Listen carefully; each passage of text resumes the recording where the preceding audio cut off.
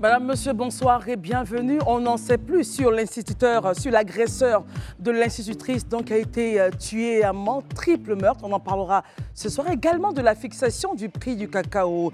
Et puis on aura beaucoup de plaisir à recevoir Claire Elvire avec un très beau roman.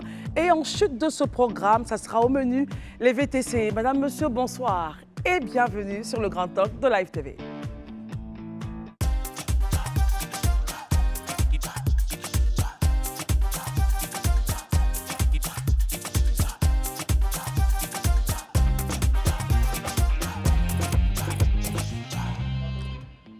C'est avec grand plaisir que nous sommes encore en votre compagnie ce soir. Barry, bonsoir. Herman, bonsoir, vous allez bien? Christelle, ouais, ça va. Zézé Norbert, un grand plaisir pour moi de vous recevoir sur ce plateau. Avec ses beaux cheveux blancs et cet orangé. Daouda, comment allez-vous, très cher? Très bien, et chez vous? Très, très bien. Je le disais donc à l'entame de ce programme, Madame, Monsieur, nous en savons plus sur l'agresseur de l'institutrice qui a donc été sauvagement assassinée à Mans. On parle de triple meurtre. Son fils de 7 ans, elle était porteuse d'une grossesse et elle-même égorgée. Alors, il nous revient au vu des documents que nous avons et du dossier médical de l'individu, de l'agresseur, qu'il serait récidiviste, donc connu des différents services de l'administration, qu'il avait un profil assez perturbé. Mais l'homme est quand même resté en fonction. Daouda, réaction sur cet aspect, justement, ces choses-là. Avant tout propos, je tenais à saluer la mémoire de la dame et de ses enfants, la famille même, et la famille professionnelle de l'institutrice.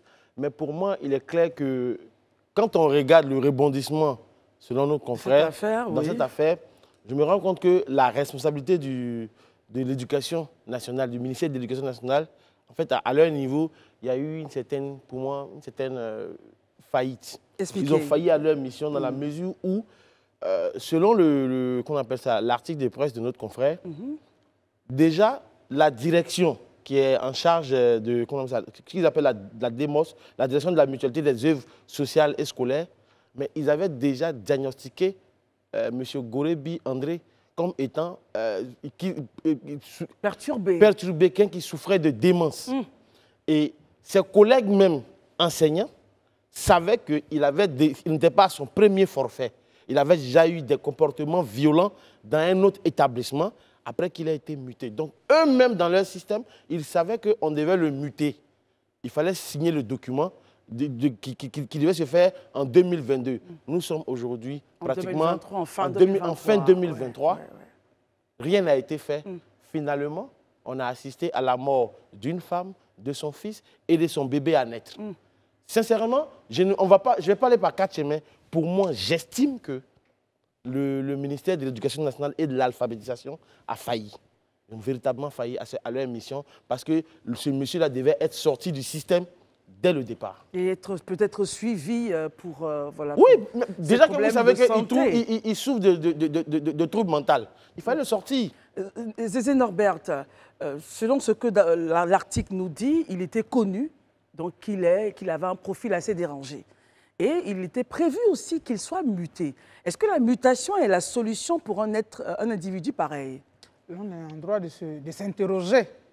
Quelle était l'instruction que le Conseil de santé a donnée sur ce cas? Est-ce la mutation qui était la solution ou qu'est-ce qu'il faut faire? L'administration doit prendre en charge les malades. Et ici, il est question des malades mentaux. C'est vrai que la maladie mentale, on n'en parle pas souvent, on essaie de l'ignorer, mais là, on a à s'interroger. Aujourd'hui, avec ce cas, je m'interroge. L'enseignement serait-il devenu un métier à risque pour les femmes? Parce que ce n'est pas le premier cas d'agression. Il y a eu des viols. Mais aujourd'hui, la goutte d'eau qui fait déborder le vase me permet de demander, l'administration publique prend-il en charge le bien-être mental de ses agents? Aujourd'hui, la psycho s'est emparée, pas seulement à main des enseignantes, toutes les enseignantes qui se retrouvent aujourd'hui dans des villages s'interrogent. Oui, lors de la marche, justement, leur porte-parole a dit nous sommes apeurés, on a peur, on est dans la psychose. On est dans la psychose et personne aujourd'hui, c'est vrai, tout le monde a le souci de retrouver le malfaiteur. Ça, c'est normal. Mais l'état psychologique de ces enseignants... Parlons de retrouver le malfaiteur. L'information, justement, nous disait hier qu'il avait été appréhendé. Hein, mais elle n'est pas confirmée, cette information. Voilà. Alors, il faut bien qu'on ait l'information juste sur, justement, ce point de son appréhension ou non. En tout cas, l'administration judiciaire, en tout cas le ministère de la Sécurité, l'administration de l'enseignement, ils doivent faire tout pour que ce malfrat soit dans les mailles de la police, pour ne pas que, parce qu'on ne sait pas comment peut-on laisser un tel individu en vadrouille. Même le fait de le muter dans un autre établissement, comme si son état psychologique permettait qu'on le mette auprès d'autres enseignants, d'autres élèves. De la mutation, parce qu'on parle ici de mutation. Est-ce que la mutation est pour vous la solution dans ce genre de cas? La mutation n'est pas la solution parce que muter un enseignant, on l'affecte d'un établissement à un autre, selon un certain nombre de critères. Mais là, il est malade. Quand un enseignant est malade, le conseil de santé regarde si on peut le sortir de la classe pour le mettre dans l'administration, quand son mal permet de faire de l'administration. Mais dans le cas de cet individu, le conseil de santé devrait instruire de sorte qu'on cherche un établissement spécialisé pour qu'on l'accueille. Imaginez un instant que ce monsieur serait un obsédé sexuel.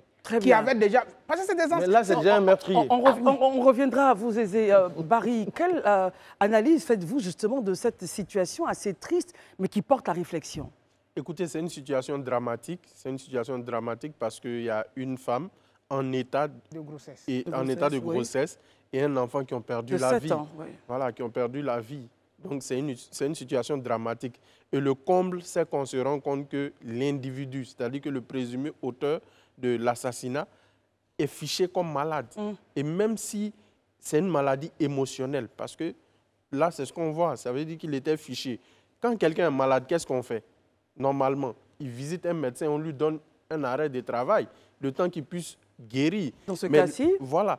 Dans ce cas-ci, il a été laissé. Là, on me parle de mutation. Mais est-ce que la mutation, c'est la solution? Il n'avait pas rejoint son poste. Hein, et même si, supposons qu'il avait pu, et que la mutation avait été exécutée, qu'il avait rejoint son poste, qu'est-ce qu'il allait faire? Il allait continuer à enseigner dans cet état-là, avec toute la charge émotionnelle qu'il y a au niveau du système scolaire. Parce que les enseignants, on ne le dit pas.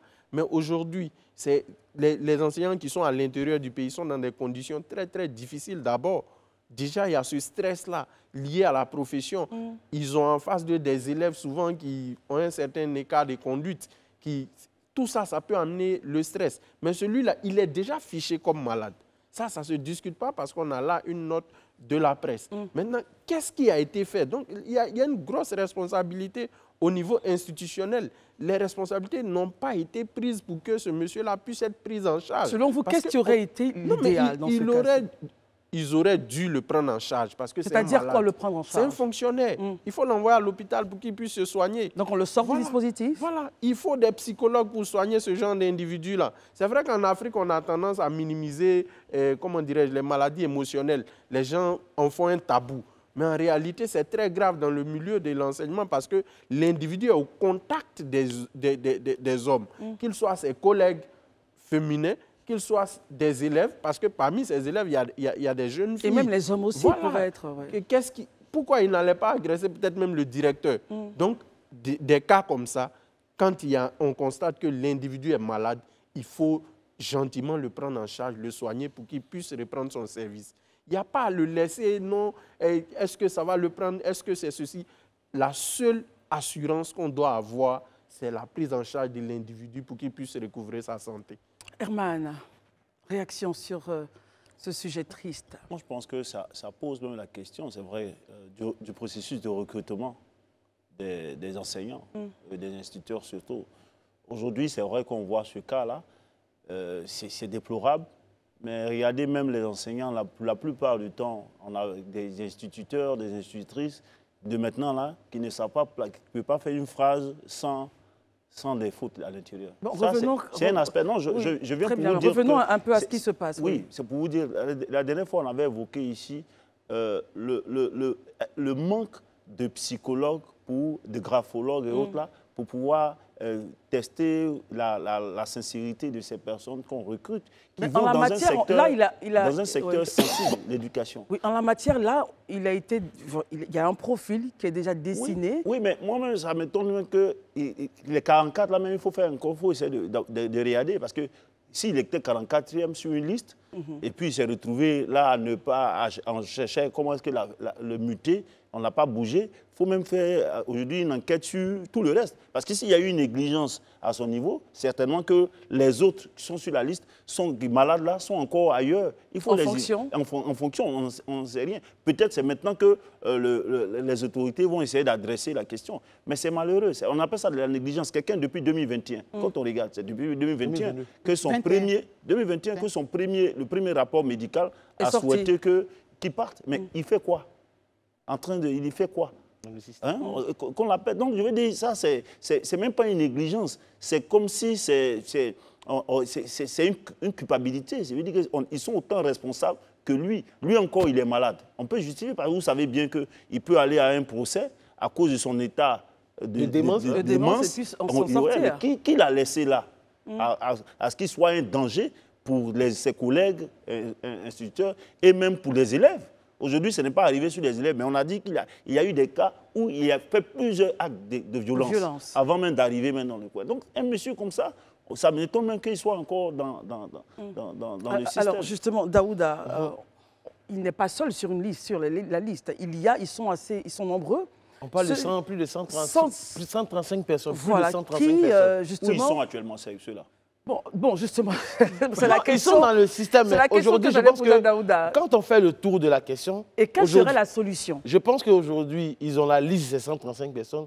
Pour moi, il est clair que le ministère de l'Éducation nationale et de l'alphabétisation doit aujourd'hui adresser la question pour dire les autres qui n'ont pas encore été pris en compte, il faut les sortir du système pour d'abord protéger nos enfants, protéger leurs collègues, parce qu'on est conscient, on a la liste de 135 personnes, ce n'est pas la peine qu'ils enseignent encore, on leur paye leur salaire, ça ne fait rien. C'est l'État qui paye, c'est nous qui payons, c'est le contribuable ivoirien qui paye. Mais continuons à payer de sorte qu'on puisse les prendre en charge dans des centres spécialisés pour cela. Mais au-delà de tout ce qu'on est en train de dire, parce que tu disais quelque chose qui est important, c'est la lourdeur administrative. C'est-à-dire, Daouda? Quand je parle de lourdeur administrative, la personne a été fichée par leur direction, de la direction de la mutualité, la DEMOS et de la vie scolaire ou sociale.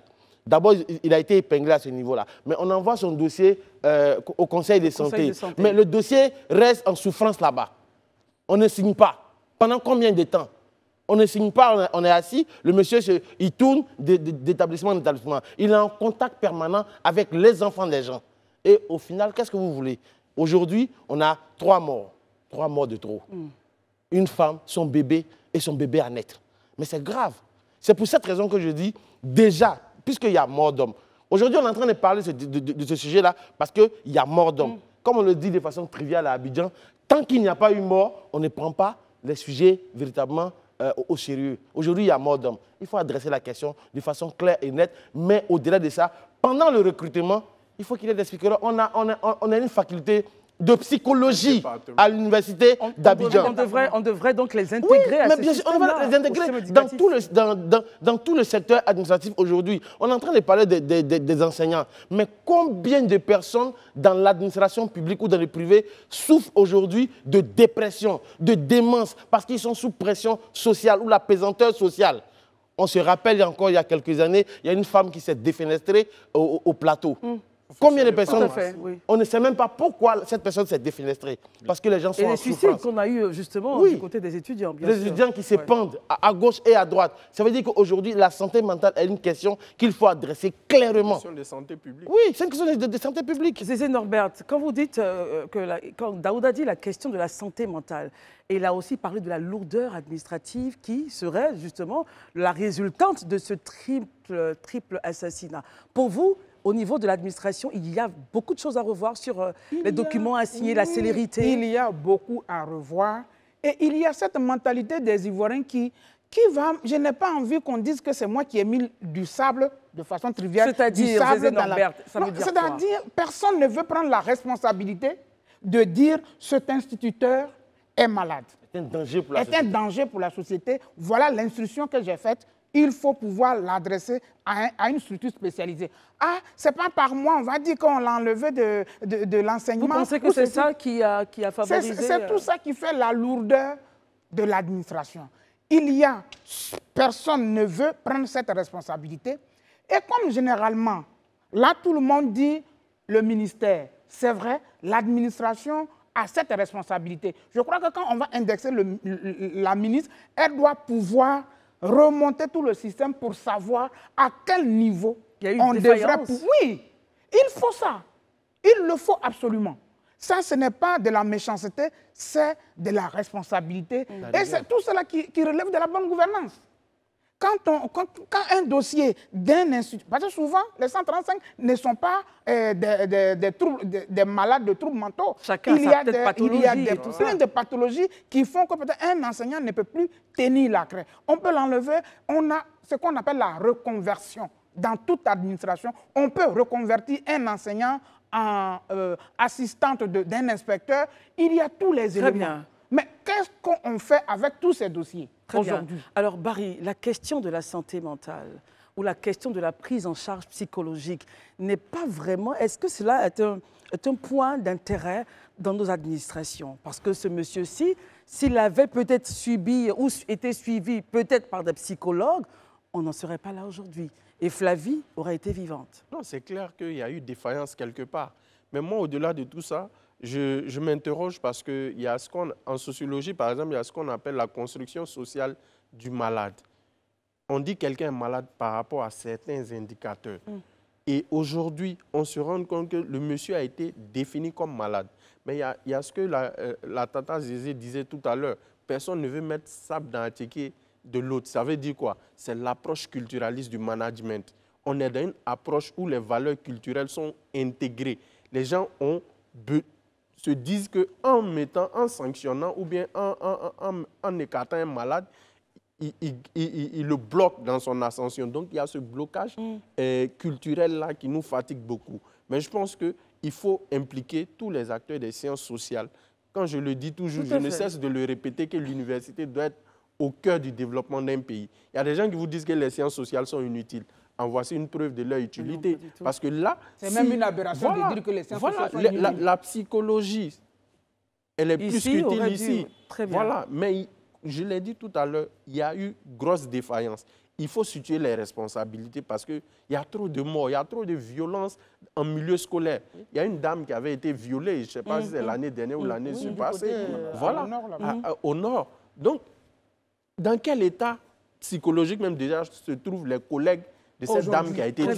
Bien sûr. Alors Herman, vous pensez que justement, avec cette affaire-là, les choses pourraient changer, tant au niveau de la prise en charge, tant au niveau de la célérité? Enfin, comment entrevoyez-vous justement la suite? Moi, le constat qu'on peut faire, lui, il est un spécialiste des sciences sociales. Et ce sera la dernière intervention.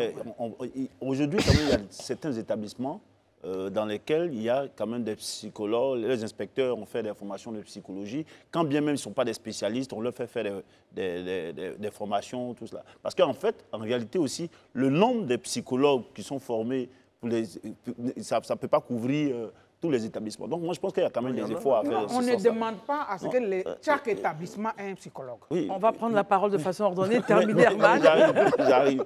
Mais je veux dire qu'il y a quand même des efforts qui sont faits à ce niveau. Parce que moi, quand même, nos enfants nous font des retours dans ce sens-là, qu'ils ont certains psychologues dans certains établissements. Ils ne couvrent pas partout. Là, nous sommes vraiment sur toute l'étendue du territoire. Mais en même temps, je veux que lorsque les ministres qui sont à charge des départements sensibles, comme l'éducation, la santé et autres, vous voyez, le peu de grabuge, on ressent ça partout. Donc, ils doivent pouvoir adresser tous les secteurs. Et ça me surprend que la ministre même n'ait pas pu anticiper sur ces questions-là. Généralement, elle est alerte sur ces questions. Donc, on espère que c'est quelque chose qu'elle n'avait pas vu, mais elle n'a qu'à quand même fait l'effort de regarder ça de près, de ne pas laisser certains collaborateurs enfin, comme on le dit, mélanger un peu les pas de son action qui est salutaire. Très bien. Il faut dire qu'il y a eu des marches d'enseignants pour dénoncer un peu cet état de fait. Peut-être qu'on aura une déclaration de la ministre, peut-être que des choses vont être faites. En tout cas, on reste très alerte. Voici donc la marche. Merci Maï de réagir. Voilà la marche voilà, d'enseignants. C'était impressionnant. C'était impressionnant. Toute la ville s'est mobilisée pour soutenir. Ils sont partis à la préfecture de Mans et où ils ont fait leur déclaration. Ils ont dit au préfet que nous sommes voilà, en accord avec tous les progrès et les projets de développement du chef de l'État, mais on souhaiterait que la torpeur et la peur dans laquelle nous sommes puissent avoir solution. Voilà, il faut que nous puissions être protégés et c'est vraiment dommage que Flavie ait perdu la vie. Comme Daouda le dit, elle était enceinte et avec son fils de 7 ans, assassiné, triple meurtre. Merci beaucoup à la réalisation. Et encore une fois, toutes nos condoléances à la famille éplorée. Parlons maintenant, messieurs et dames, de cacao. Alors, acheter du chocolat devient un peu stratégique. Hein? D'autant plus que son prix a bondi plus de 10% en un an dans les grandes surfaces et plus de contre 5% dans les boutiques spécialisées. Je sais que vous êtes de très gros mangeurs de cacao sur ce plateau de chocolat. J'adore le chocolat. Voilà. Alors, les cours de cacao donc, se traitent à des niveaux records en manque d'offres. Certains confiseurs ont annoncé des hausses de prix à venir pour les prix. Question, est-ce que justement la hausse du prix de cacao va avoir donc soit une répercussion sur le prix Borchamp ou va-t-il rester le même? Je vous regarde, Barry.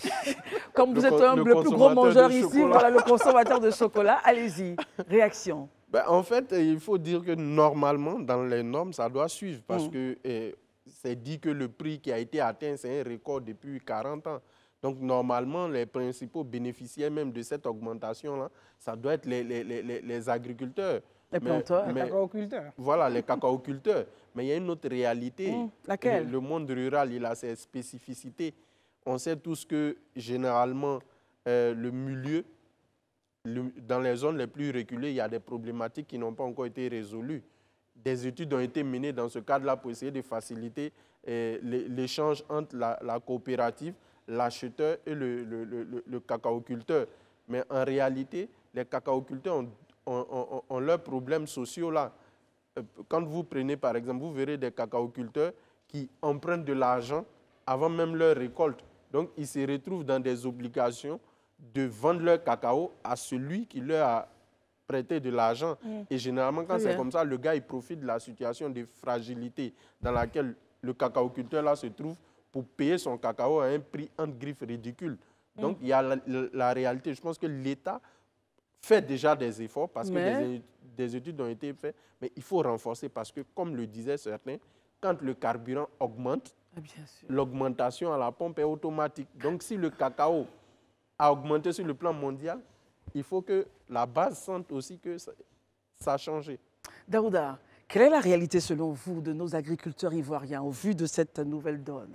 Non, avant d'arriver à la réalité des agriculteurs, il faut aller au niveau mondial parce qu'on sait qu'il y a une crise climatique que subit le monde actuellement. Et selon les experts du domaine du cacao, là où on attendait beaucoup de pluie, il n'y en a pas eu. Et après, là où on n'en avait pas besoin, on en a besoin. Bon, voilà, c'est compliqué. Donc, il y a une grosse spéculation au niveau mondial, ce qui fait qu'il y a cette hausse-là. Maintenant, je me dis, au niveau des cacaoculteurs, est-ce que ça peut changer concrètement? Puisque, je veux dire, le prix a été déjà fixé à 1000 francs. Sûrement, je me dis que l'État se dira, bon, quand on regarde que le coût d'achat du cacao Borchamp, il change chaque année. Donc, souvent ça baisse, souvent ça monte. Je me dis, et j'espère bien que l'année prochaine, même si ça n'a pas d'impact ou d'incidence directe actuellement chez les cacaoculteurs, j'espère que l'année prochaine, on pourra avoir peut-être, pourquoi pas, le prix Borchamp de cacao à 1500, pourquoi pas 2000. Vous pensez, Daouda? C'est un vœu pieux. Voilà. Norbert, partagez-vous justement le vœu pieux de Daouda quand on connaît, il y a un historique. Est-ce que c'est déjà arrivé justement en Côte d'Ivoire? Que le cacao soit... Le Borchamp justement, comme il le disait. Non, moi, le Borchamp, 1500, oui. Oui, l'idéal, parce que le cacao est notre produit phare.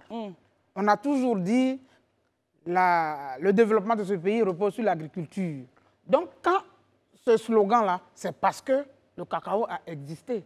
Aujourd'hui, Si un exploitant agricole apprend que sur le marché mondial, le prix du cacao a augmenté, il serait normal qu'il soit heureux pour dire « j'espère ». Mais comme le dit, le prix a été déjà fixé. Mais le drame est qu'on dit ici officiellement le prix c'est 1000 francs. Mais Borchamp, il y a des pisteurs qui n'appliquent pas le prix qui a été fixé par l'État. Alors donc Abidjan a une réalité et dans le pays profond, il y a une autre réalité. Effectivement, et c'est ça qui est malheureux. Parce que ce pays qui repose sur l'agriculture, les cacaoculteurs sont souvent les plus malheureux dans toute la chaîne. La tablette de chocolat, vous allez dire non, ce n'est pas nous qui transformons le chocolat. Mais si on a la chance que nos fèves peuvent se vendre plus cher, il faudrait que ça se ressente dans la poche des exploitants agricoles. Le prix a été déjà fixé, il n'y a pas de problème. Mais l'année prochaine, on tient à ce qu'il y ait cette conséquence positive-là sur le basculement, sur le prix. Et il faut que l'État, laissons même cette histoire de le prix a augmenté, mais ils disent toujours le prix officiel et généralement, ce prix officiel n'est jamais appliqué sur le terrain. Qu'est-ce que l'État doit faire? C'est la question qu'on doit le poser. Justement, Herman, est-ce que vous avez une solution, peut-être, déjà votre analyse, et comment est-ce que vous envisagez le règlement de cette question-là? Moi, je trouve que dans tout ça, le parent pauvre, c'est l'agriculteur, le paysan, celui qui produit, parce que lorsque tu vois le coût de ces cacao-là, depuis 45 ans, ça n'a pas encore atteint ce coût-là. À New York, par exemple, on est à 2400 francs le kilogramme de fèves. De fèves, oui. Pareil à Londres. Excessif. Et voilà. Donc, je veux dire, quand on regarde ça, en Côte d'Ivoire, ici, on a 900. Hein, je crois que la campagne... 1000 francs. Hein? 1000 francs. La campagne, c'était 900, hein, voilà. Donc, oui, je veux dire, environ 1000 francs. Mais encore à bord. Oh, des énormes. Donc, souvent, on est quand même tenté de se demander où partent les 1500 francs CFA ou bien les 1000 francs. Surtout qu'on a quand même des pays ici, dans notre région. Et ça aussi, la question. Au Ghana, par exemple, sur la tonne, ils ont font un grand bénéfice par rapport à la Côte d'Ivoire. Et notre réalité. Ça fait que souvent, nos productions se retrouvent au Ghana. Voilà, donc je veux dire que c'est ça. La question aujourd'hui, on est premier producteur de cacao, mais on va toujours le dire, l'agriculteur, le cacaoculteur est le parent pauvre. Donc c'est ça, parce que si ça augmente, la vie du paysan ne change pas. Donc en réalité, c'est pour ceux qui font du grand business, du grand chiffre sur le cacao, c'est ceux-là qui bénéficient. Donc moi, que ça augmente, que ça descend, ça n'impacte pas nos agriculteurs. Donc je ne vois pas pourquoi applaudir pour cela. Ben, notre souhait, c'est que justement, ça puisse toucher les agriculteurs parce que c'est pas facile, en tout cas dans le pays profond. Certains ont des enfants, ils ne vivent que de ça, en espérant que la chose trouvera... Une vraie stratégie d'intelligence économique surtout. Comme Barry le dit, on espère que la chose va pouvoir évoluer dans le bon sens pour le bonheur de nos agriculteurs. Je l'annonçais donc au début de ce programme. Nous recevons maintenant Claire Elvire Anoma. Ce n'est pas un nom, normalement, qui est inconnu des hommes et des femmes férus de communication, de sa très belle voix. Elle a bercé les radios et télévisions de Côte d'Ivoire, mentor de pas mal. Bonsoir Claire, c'est un privilège pour moi. Bonsoir, très chère Christelle, heureuse de te retrouver après tant d'années. Moi aussi, je suis très heureuse de te retrouver, auteur justement de livres Parfum d'amour et Les verrous de la gloire. Voilà, c'est ça. Alors, Claire Elvire est aumônière de prison, scénariste de dessins animés Kenda, et puis actrice, plusieurs qui vont sortir bientôt. Et actrice aussi. Oui. Première saison des Coups de la vie. Premier essai aussi avec Franck Vleilly. Avec Franck Vleilly, voilà. Alors Claire, parlez-nous un peu justement de votre penchant de femme d'écriture. Voilà. C'est arrivé comment, l'écriture? C'est arrivé déjà parce que, en voyant ces prisonniers, ces femmes qui ont vraiment besoin d'une seconde chance, ça m'a donné l'envie d'écrire pour avoir beaucoup plus de fonds, pour les aider, les encadrer également, les mineurs. Et puis, en entendant aussi leurs témoignages, ça m'a donné l'envie d'écrire. Et tous les talents sont sortis parce que l'amour nous donne des ailes. Je pense que de femmes des médias à l'écriture, bah, c'est pas très loin, c'était normal. Et puis c'est de famille aussi, c'est de famille. Barry, question. Vous êtes une grande femme de médias, Merci. une icône, je dirais. Merci. Et je vois là aussi que vous êtes aumônière des prisons. Qu'est-ce que cette expérience-là représente pour vous? Beaucoup, parce que j'ai compris que le manque de droit, le manque de connaissances, d'informations, pousse plusieurs personnes à se retrouver en prison. Et malheureusement, tout le confort n'y est pas. Dans tous les cas, dans une prison, certains se disent que non, ils méritent d'être mal entretenus. Je dis non. Et ils sont généralement esseulés. Ils se retrouvent sans support. Et c'est difficile à supporter. Et à notre niveau, notre humble niveau, ce qu'on pourrait faire, c'est vraiment leur apporter cette douceur, cet amour, surtout ce pardon. Voilà. Et les former, aider à leur formation, à leur réinsertion. C'est ce pourquoi nous nous battons chaque jour. Herman? J'aime bien sa plume, hein. Je vais lire quelques morceaux. Quand Jamila revient avec sa famille en Côte d'Ivoire après un long exil en France, tout se passe pas comme prévu. Entre la séparation de ses parents et les difficultés matérielles, la vie abidjanaise n'est pas vraiment douce pour l'adolescente. Vous dépeignez dans ce roman-là la vie d'une adolescente qui rentre d'exil avec ses parents, c'est bien ça? Quel est le message à l'intérieur? Mais d'abord, savoir que lorsqu'on est de la diaspora, à un moment donné, il faut rentrer chez soi parce que vous avez appris beaucoup de l'autre côté. Mais il y a quand même des a priori, il y a des appréhensions. Il faut se préparer, il faut avoir une maison avant de rentrer au pays. Il ne faut pas compter sur les autres. Il faut apprendre aussi à partager ce que vous avez appris sur le terrain.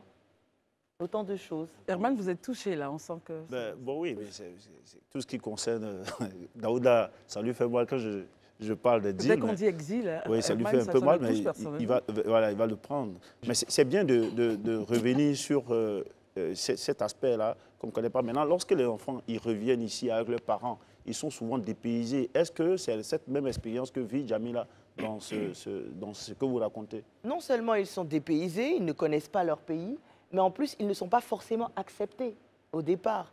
Moi, personnellement, on m'appelait la chocobiteuse. Et j'ai appris à parler comme cela, avec le français de France, mais également en disant, et toi, Bromagola, il ne faut pas me fatiguer ici, si on était préambolisé, t'es Mugutapa, voilà, des trucs comme ça. Parce que quoi, il faut avoir deux personnalités pour plaire à ceux qui sont en face de vous. Très bien, Daouda. Madame Claire. Et Nova? Déjà, brillante femme de médias. Ouais. Merci. Voilà. Aujourd'hui, après, vous êtes aumônier de prison. On voit que vous racontez l'histoire d'une fille. Est-ce que, quelque part, Claire se raconte-t-elle dans ce livre à travers le visage de Jamila? Mais, dans certains pans de cette histoire, oui. Dans d'autres, non. Je raconte l'histoire de certaines amies. C'est un peu un mixage de tout. C'est d'en faire. Oui, Claire, merci d'être là. Merci. Toute mignonne comme d'habitude. Merci. Moi, je voulais savoir votre statut d'aumônier de prison. Est-ce qu'on peut faire un parallèle entre vos statuts et l'histoire racontée dans ce livre-là? Généralement... Lequel des livres? Celui-là ou les verrous de la gloire? Alors, dans ce cas-là. Oui, parce qu'elle a deux livres à présenter. Moi, j'ai retenu les verrous de la gloire. Donc, je voulais... Parce qu'aumônier de prison, les verrous, c'est ça. Donc, je voulais savoir, est-ce qu'on peut faire un parallèle entre votre statut d'aumônier et ce que vous dites dans les verrous de la gloire? Mais c'est tout à fait ça. En fait, c'est montrer la vie des prisonniers, montrer la vie aussi, le vécu des aumôniers. Parce que, par exemple, on n'est que 8 pour une population de près de 7000 prisonniers. Et les femmes sont rares, peut-être qu'on est 2, 3 et puis c'est tout. Vous vous rendez compte? Comment vous vous êtes retrouvée à être Merci, c'est la question de femme de médias. Mais je peux dire accompli avec parce que c'est vraiment... Mais c'est clair qu'il y a une génération, je suis sûre, qui regarde cette télévision, qui se dit, c'est pas vrai, c'est clair, parce que quelqu'un me dit, il me disait, mais c'est un peu la voix de... Oh là là, bon, je ne vais pas dire. Voilà, parce que je le disais, mentor de pas mal de présentateurs en Côte d'Ivoire, on a tous été bercés par sa voix, on a eu envie de parler comme elle. On est rentré dans la com aussi parce que Claire y était. Mais comment vous retrouvez justement de tout ceci, de toute cette gloire, je pouvais dire, à aumônier de prison, Claire? Mais vous savez, quand j'avais l'âge de 21 ans, je suivais une vieille dame qui s'appelait la vieille Nguérose, qui, elle, allait dans les prisons. Et on était jeunes à l'église, elle nous disait, venez voir un peu le vécu de ces personnes-là. Parce qu'on avait peur, on se demandait, mais c'est une autre vie, tout ça. Je la suivais, je l'accompagnais. Je faisais même des lettres, les courriers intimes, invisibles. Enfin, moi, je parle en anglais maintenant. Les courriers invisibles, on jouait aux invisibles. Voilà, jeu d'invisibilité avec les prisonniers. Wow. Oui, on le faisait. Et j'en ai même sorti un, je me rappelle, il était au bâtiment C. On l'a encouragé par les courriers, tout et tout. Et à un moment donné, on fait tout pour qu'il passe au bâtiment B. Et on l'appelle à la barre et on s'apprête à le condamner. Mais je ne vous dis pas, je n'avais que 21 ans, je me suis levée parce que je dis non, on ne doit pas le condamner. Je ne sais même pas d'où j'ai trouvé cette force. Je dis, on ne doit pas le condamner parce qu'il a changé et voilà ce qu'il est devenu. Et finalement, il avait déjà fait 2 ans et demi. Le juge a dit, OK, sur ce témoignage, on le libère. Et aujourd'hui, c'est quelqu'un qui a repris sa vie en main et ses frères et sœurs sont devenus pasteurs et tout. Je ne vous dis pas. Alors, oui, Herman. Claire Elvire, de votre expérience avec ces détenus-là, qu'avez-vous appris sur l'univers carcéral? Ah là là, l'humilité, c'est important. Connaître, c'est important. S'informer, c'est important. Se préoccuper de ce que les autres vivent dans ce milieu-là, c'est très important. Et puis, c'est un autre monde à part. Franchement, ils ont leur mode de vie. Et aussi les gardiens, les régisseurs, il faut se mettre à leur place. Parce que généralement, on a tendance à les montrer du doigt, tout et tout. Mais ce n'est pas facile. Par exemple, il y a une gardienne qui, elle, était enceinte, qui a perdu son enfant parce que c'est quand même difficile, voilà.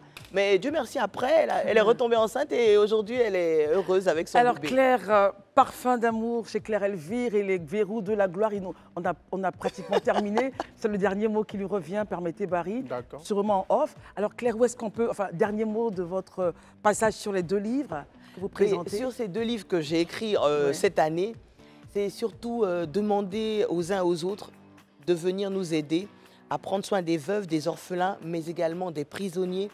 Et surtout savoir que tous vos talents sont très importants tant qu'ils peuvent apporter du plus, du bonheur aux autres. Et donner votre parfum, le parfum de bonne odeur que vous avez dans vos vies. Merci. C'est un grand plaisir pour nous de vous recevoir, Claire. Vous n'avez pas idée. Merci beaucoup d'être passée. Les verrous de la gloire et Parfum d'amour, ce sont les 2 œuvres que Claire Elvire vous a présentées sur ce plateau. On se retrouve dans maximum 10 à 15 minutes. À tout à l'heure. Merci d'être avec nous. La taxe de 4% dans l'annexe fiscale qui, si elle est adoptée, va augmenter le prix de la course dans le VTC. Et justement, Monsieur Kamara Djibril, président de l'Association des entrepreneurs et de VTC de Côte d'Ivoire, dit non. Vous n'êtes pas seul, vous êtes ici sur ce plateau avec Monsieur Jules Boka Ontakpe, secrétaire général du syndicat national des chauffeurs VTC de Côte d'Ivoire. Vous n'êtes pas content ce soir parce qu'il y a une augmentation de 4%. Évidemment, c'est le consommateur qui va payer. Donc nous aussi, on n'est pas content parce qu'on devrait payer 4% sur les différents tarifs. Mais avant d'arriver à qui n'est pas content et pourquoi, expliquez un peu ce qui se passe en ce moment, Monsieur le Président Kamara Djibril. Nous avons eu des échos concernant l'annexe fiscale 2024, dans lequel il est prévu une taxation sur les courses au niveau des VTC. L'argument avancé par l'État, par le législateur, c'est que l'État ne perçoit pas la patente pour l'ensemble des véhicules qui font du VTC. D'accord. Le fait est que ce montant-là, ramené au chiffre qui est actuellement, qui accourt sur les VTC, correspond à peu près à 700 voire 800 000 francs par an de taxation complémentaire, comparé aux 138 000 francs que nous payons actuellement. Comme les taxis rouges. Comme les taxis rouges. Taxis compteurs rouges, ouais. L'État a demandé que les VTC soient détenus par des sociétés. Et donc, une société a un registre de commerce, a un numéro de compte contribuable, fait des déclarations au niveau des impôts. Et donc, une société ne peut passer inaperçue, ne peut passer sous les radars de l'État. Donc, l'État a les moyens de recouvrer la patente et toutes les taxes afférentes à la gestion d'une société. Aujourd'hui, on nous demande de payer une taxe qui va forcément gréver le coût du transport. Il y a à notre niveau un problème d'équité, d'abord. Nous sommes dans un segment de marché où il y a les taxis compteurs il y a les Wororo, il y a les Gbaka. Cette taxe ne serait applicable que pour les VTC. Donc, souci d'équité. Ensuite, il faut dire que les VTC, en moins de 4 ans, ont créé au moins 20 000 emplois, qu'il y a au moins 10 000 VTC, apportent quelque chose au niveau de la ville, au niveau de la mobilité, au niveau du transport en ville. Donc aujourd'hui, on se retrouve dans la situation où, après l'augmentation du coût du carburant, on va devoir faire face à une nouvelle augmentation de nos coûts. Ce que nous craignons, c'est que nous ayons une désaffection des consommateurs du fait de la cherté du coût du transport avec les VTC. C'est-à-dire que les consommateurs pourraient donc abandonner les VTC et chercher d'autres voies palliatives. Vers d'autres solutions. Très bien. Et donc, voilà une des raisons pour lesquelles, quelques-unes des raisons pour lesquelles nous considérons que cette taxe n'est pas la bienvenue. Et en même temps, il faut rappeler que, parce qu'il ne s'est pas assez dit, que les 4%, justement, c'est le consommateur qui devra payer ces 4%-là, Herman.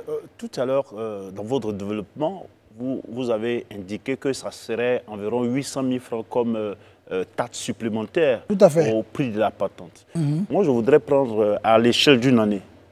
À l'échelle d'une année, je prends un conducteur de VTC, enfin un entrepreneur de VTC. Combien il gagne sur l'année? Je veux savoir. Même on peut commencer par le jour et puis multiplier cela par combien il gagne. Parce que tout à l'heure, vous avez quand même pu estimer, ma question va venir après, vous avez pu estimer ce que l'État va vous prélever en mettant les 4%. Sans oublier qu'il y avait déjà 8% quand même. Donc expliquez-nous combien est-ce qu'un chauffeur gagne dans l'année ou bien une entreprise de VTC gagne dans l'année.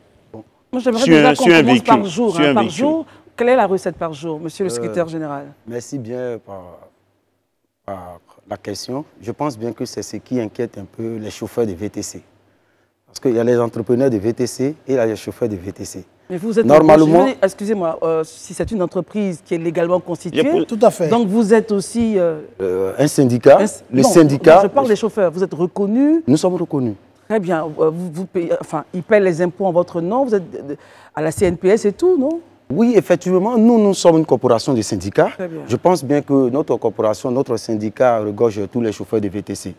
Dans cette chaîne-là de VTC, c'est le chauffeur qui est la pièce maîtresse. Parce que ce n'est pas l'entreprise. Le chauffeur est un prestataire. C'est un prestataire, c'est lui qui a le compte. Et qu'on affecte les données du véhicule sur son compte. Donc, en payant les 4%, en défalquant les 4%, ce sont les comptes du chauffeur. C'est le chauffeur qui paie ces 4%-là. Ce n'est pas l'entreprise. Mais il les paie au nom de qui?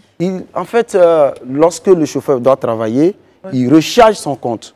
C'est comme vous faites un transfert sur votre portable. Tout à fait. Donc, dans sa prestation, au niveau de sa recette, il y a des défalcations qui sont faites en pourcentage.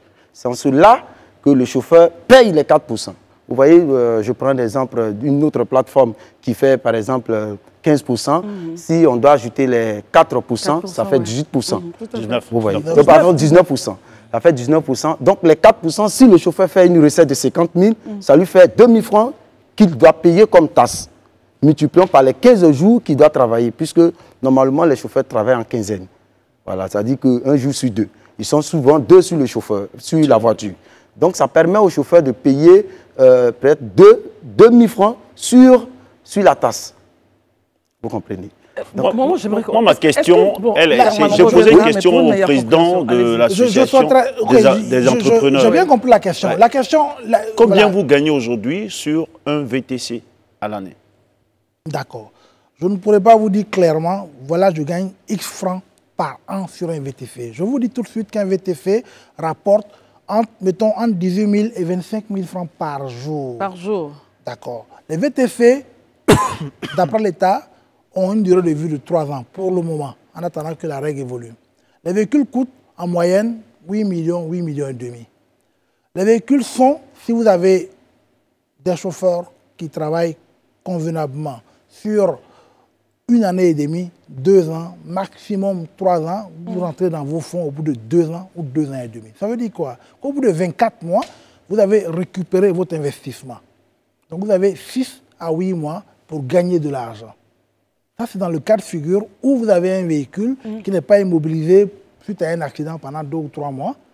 Vous avez un véhicule pour lequel vous avez eu des chauffeurs qui ont pu travailler pendant les 24 mois. Un véhicule qui travaille normalement, au bout de 24 mois, il est rentabilisé. 24 mois. Vous avez 38 mois pour l'exploiter. Donc vous avez à peu près entre 8 mois et une année pour gagner de l'argent avec un véhicule. Ça, c'est la première chose. La deuxième chose, c'est qu'il faut savoir que le chiffre d'affaires réalisé par le chauffeur n'est pas celui qui est reversé au propriétaire du véhicule. Il faut bien que vous fassiez la différence. Expliquez-nous bien un peu ce processus. Parce que moi, je le perçois la réalité, c'est que le chauffeur perçoit une somme par rapport au client qu'il transporte.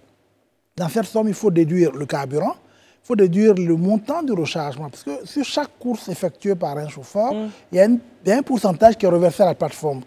C'est combien ce pourcentage? 18%, 20%, de 15 jusqu'à 20%. Ça dépend des plateformes. C'est pour la plateforme. Pour la plateforme. Très bien. Ensuite, après cela, en dehors de cela, le chauffeur doit recharger son téléphone pour avoir des unités, pour avoir une connexion Internet. Le chauffeur doit payer le carburant. Il faut compter entre 15 et 20 000 francs par jour de carburant qu'il doit payer. Et un chauffeur, en moyenne, va récupérer entre 50 et 70 000 francs de recettes sur la journée. Et donc, quand il vous a payé à vous, le propriétaire du véhicule, un montant qui part de, mettons, de 20 000 à 25 000, il va lui rester peut-être 5 000 ou 8 000 francs dans la poche, maximum. Et c'est sur ça qu'il faut justement faire défalquer donc les 4%. Bon, je pense... Les 4% vont être rajoutés à la recette. En clair, là où il avait 50 000 francs, l'État lui demande d'avoir 52 000 francs, les 2 000 francs étant destinés à l'État. Donc, en fait, c'est le consommateur final qui va payer les 4%. Alors, bon, Herman, rapidement, parce qu'il y a tellement de barrières. J'ai dit que tout à l'heure, je voulais juste qu'il donne le montant, mais j'ai fait un petit calcul. Hein. D'accord. Vous avez dit le propriétaire du véhicule, du VTC, a entre 18 000 et 25 000 francs. Si on part sur la base de 18 000 francs, ce que l'État demande, c'est 4%. 4%. Ça veut dire qu'il a 800 francs CFA que l'État prend dans la journée sur les 18 000. Non, parce qu'en fait, le problème, c'est que, quand vous entendez parler, c'est que vous voulez faire supporter les 4% aux chauffeurs. Aux consommateurs. Or, vous pouvez, parce que vous avez quand même une bonne marge, vous pouvez supporter les 4%. En tant que propriétaire. Parce que ça fait quand même 800 francs CFA que l'État vous demande sur les 18 000 francs CFA. On est bien d'accord? Non, non. Non, je termine. 1100 francs CFA sur les 25 000 francs. Où est-ce qui est dramatique? Pendant qu'on sait qu'il y a certaines autres activités, certains autres domaines d'activité, où l'État prend carrément les TVA à un certain montant. 4%, même si vous payez la patente, vous ne pensez pas que l'État a besoin de ces moyens-là pour un secteur qui est prometteur, qui est assez dynamique. Pourquoi vous voulez faire supporter ça forcément aux chauffeurs? Je vous réponds deux choses. Et on part à Barry et Mme juste deux éléments, juste un correctif. D'abord, les 4% sont sur le chiffre d'affaires réalisé par le chauffeur, pas sur la recette reversée au propriétaire du véhicule. Le chiffre d'affaires réalisé par le chauffeur, c'est entre 50 et 70 000 francs. Ça, c'est la première chose. Donc, ce n'est pas 800 francs, c'est 2 000 francs ou 2 500 francs par jour. Ça, c'est la première chose. La deuxième chose, l'argent perçu par le propriétaire du véhicule, ramenez ce montant-là au prix du... Prenez 8 millions, plus 500 000 francs d'assurance par an, et faites-moi le prix de revient mensuel sur 36 mois. Et ensuite, vous et moi, nous allons discuter de ça. Très bien. Erwan, on va passer à Barry. Alors, vous avez parlé des 4%. Moi, je viendrai plus sur l'idée de partenariat entre le syndicat et puis la Chambre des métiers. Parlez-nous de ce partenariat. Quels sont les grands axes? Merci bien. C'est le syndicat national des chauffeurs de VTC qui a signé le partenariat avec la Chambre nationale des métiers de Côte d'Ivoire en vue de formaliser le secteur. Normalement, vu la Constitution, vu le règlement 01-2014, vu le décret de 2016, du 18 décembre 2016, qui stipulait qu'un chauffeur qui n'est pas dans le sens de l'emploi du travail est un artisan. Dans ce cadre-là, nous, en tant que chauffeurs, nous sommes rattachés à la Chambre nationale des métiers en tant que notre chambre consulaire. Pour qu'on soit formel, pour qu'un chauffeur obligatoirement doit avoir un numéro d'immatriculation de la chambre, un numéro du registre de métier, et ils doivent avoir obligatoirement sa carte d'artisan avant d'exercer normalement sur le territoire. C'est pour cela que ce partenariat a été bâti. C'est en cela que nous avons approché la Chambre nationale des métiers pour que tous ces chauffeurs-là soient formels et qu'ils soient protégés juridiquement. Norbert. Oui, moi je voulais savoir quel est... Parce que le partenariat entre le propriétaire du véhicule... On revient aux 4%. Le chauffeur. Oui, franchement, et maintenant, c'est 4%. Est-ce que vous fonctionnez main dans la main ou bien ça vous arrange, vous deux, ou bien il y a quelqu'un qui est lésé? Ça, c'est un. Et puis, en quoi votre affiliation à la Chambre des métiers vous conforte dans votre relation avec le propriétaire du véhicule VTC? Merci bien, madame. Je pense bien que je réponds d'abord à la deuxième question. Vous voyez que ces chauffeurs sont les prestataires. Et quand le président de l'association des entrepreneurs le disait tout à l'heure, chaque jour nous reversons la recette aux propriétaires qui varie de 18 000 jusqu'à 25 000. C'est comme une location. Le chauffeur n'est pas embauché, il n'est pas déclaré à la CNPS, il n'est pas assisté. Mais ça, c'est la faute à qui, justement? Parce non, que effectivement, c'est la faute à nous, les chauffeurs, parce qu'au niveau de l'organisation... Et aussi à l'entreprise qui vous embauche. Et aussi à l'entreprise qui profite... Monsieur le Président. Qui profite, qui profite de l'inorganisation du secteur, de notre secteur, en profitant de cela pour se faire des sous. Donc, du coup, qu'est-ce qu'il faut faire? Il faut pouvoir normaliser la situation. Donc, nous avons demandé à tous ces chauffeurs, à la Chambre nationale, qui est notre chambre consulaire, que tous ces chauffeurs doivent obligatoirement s'enregistrer, avoir le cadre de métier. En cela, on va connaître le nombre de ces chauffeurs-là qui fonctionnent sur le VTC et demander comment est-ce que la Chambre peut nous accompagner juridiquement avec tous ces aléas qui sont régis un peu dans le secteur. Sinon, pour l'instant, tous les chauffeurs de VTC qu'on rencontre à Abidjan n'ont aucune garantie sociale, rien du tout. Non, rien du tout. Une question pour lui. Pourquoi ne pas demander aux propriétaires de véhicules pour lesquels vous travaillez de supporter les 2 000 francs par jour, du moment où vous leur envoyez 18 000 et 25 000 francs par jour? Effectivement, vous savez, le propriétaire, il est garant de son entreprise. Il ne vous a même pas embauché. Tout ce que vous parlez, il reste son... Donc c'est nous qui devons payer, en fait. C'est pour ça que je vous dis que nous rattachons à la Chambre. Aucun propriétaire ou chef d'entreprise de VTC, si nous sommes légalement constitués, peut pouvoir dire du n'importe quoi. Bon, en attendant, justement, la question, Monsieur le Président, vous allez répondre, rassurez-vous. Est-ce que vous confirmez justement les propos du secrétaire général ici présent des chauffeurs? Non, il dit, et vous êtes là témoin, il a dit que la plupart, je préfère aller là-dessus, des chauffeurs ne sont ni déclarés, ils n'ont aucune protection sociale, ils supportent parce que c'est à eux qu'appartient la plateforme. Pourquoi vous voulez donc justement qu'ils puissent payer le prix fort et en même temps par eux, nous aussi en tant que consommateurs? D'accord. Je voudrais juste rectifier quelques points. D'abord, les chauffeurs ne sont pas nos employés. Parce qu'un contrat de travail suppose un certain nombre de règles. Nous avons tous travaillé dans les entreprises. Qu'est-ce qu'ils sont alors? La première chose, c'est que vous avez un rapport de subordination avec votre employé. Il a un programme de travail. Il doit être là à 8 heures, il descend à 18 heures. Il doit être là tous les jours, à moins d'avoir un justificatif d'absence. Ça, c'est pas un employé? Non, il est en train d'expliquer. Ce que c'est qu'un employé. Okay. Un conducteur de VTC, il est chez vous aujourd'hui, il vous prend un véhicule pour la journée et en contrepartie de l'utilisation du véhicule sur 24 heures, il vous reverse une somme. Le jour où il ne vient pas, il ne vous doit pas un centime. Donc le chauffeur peut à tout moment ne pas venir au travail. Bon, alors, comment est-ce que vous appelez ce type de personne? Il est sous votre responsabilité ou pas? C'est une prestation que j'ai avec un tiers. Vous préférez l'appeler le tiers? Je lui mets à disposition un véhicule. En contrepartie, il me reverse un montant qui part de 18 000 francs à 25 000 francs. Très bien, Monsieur le Président. La collaboration s'arrête dès qu'il dépose mon véhicule. Très bien, Monsieur le Président, avec votre permission, permettez à ce que le secrétaire général des chauffeurs puisse réagir.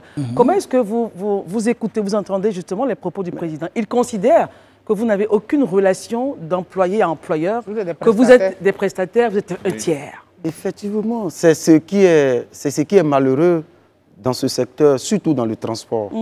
Vous voyez, le transport aujourd'hui à Abidjan, surtout le transport urbain, comme l'a dit, nous avons des nouveaux entrepreneurs de transport qui, aujourd'hui, quand ils payent le véhicule, ils veulent tout de suite la rentabilité. Vous voyez, ces nombreux accidents, le chauffeur ne sort pas pour faire un accident. Ça, c'est vrai. Le chauffeur, il sort pour nourrir sa famille. Ce sont des responsables. Mais vous voyez, il y a la pression, il y a la pression, il y a le carburant. Il y a les défalcations qui grimpent à tout moment.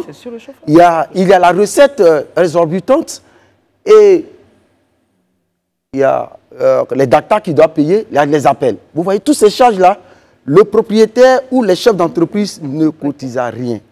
Disait Norbert, réaction. Oui, c'est une situation vraiment de précarité qui ne dit pas son nom. D'accord. Mais qu'est-ce qui empêche un collaborateur extérieur de cotiser à la CNPS, vu qu'il y a un régime qui existe pour cela? Ça, c'est la première chose. La deuxième chose, et je reviens un peu sur la question qu'il avait posée. Pour nous, un chauffeur de VTC a un revenu mensuel net minimum de 150 000 francs. J'ai des chauffeurs qui ont le double. Je suis propriétaire de VTC, je suis transporteur depuis plus d'une vingtaine d'années. Et quand vous avez deux chauffeurs, considérez que les deux chauffeurs gagnent 300 000 francs par mois. Aucun propriétaire de véhicule ne peut gagner 300 000 francs par mois avec un véhicule. Ce n'est pas possible. Est-ce que la Donc, relation... dans la réalité, oui, le propriétaire du véhicule, c'est celui qui gagne le plus d'argent. Et celui-là, c'est le chauffeur. Ce n'est pas le propriétaire du véhicule. Si vous devez amortir un véhicule sur 3 ans, faites le calcul. Prenez 8,4 millions plus 500 000 francs 2 par 3 et vous allez voir comment ça fait. Permettons au chauffeur de réagir. Vous voyez, monsieur le secrétaire général, il est là, le président. Il dit que justement, vous avez assez d'argent et qu'il est normal justement que vous puissiez supporter les charges. Vous voyez, quand j'entends parler le président des entrepreneurs de VTC, j'ai du mal à répondre à ce qu'il est en train de dire. Il faut bien répondre parce pour qu'on puisse comprendre. Vous voyez, des gens qui travaillent pour vous, qui vous apportent de l'argent, la somme brute, ils disent non, le chauffeur reverse 20 000 francs par jour, multiplié par les 30 jours. Il a 600 000 par véhicule. Il a 600 000 par véhicule. Le chauffeur n'est ni déclaré, ni assisté. Tout de suite, vous avez un petit manquant de recettes, le propriétaire, automatiquement, vous arrache son véhicule.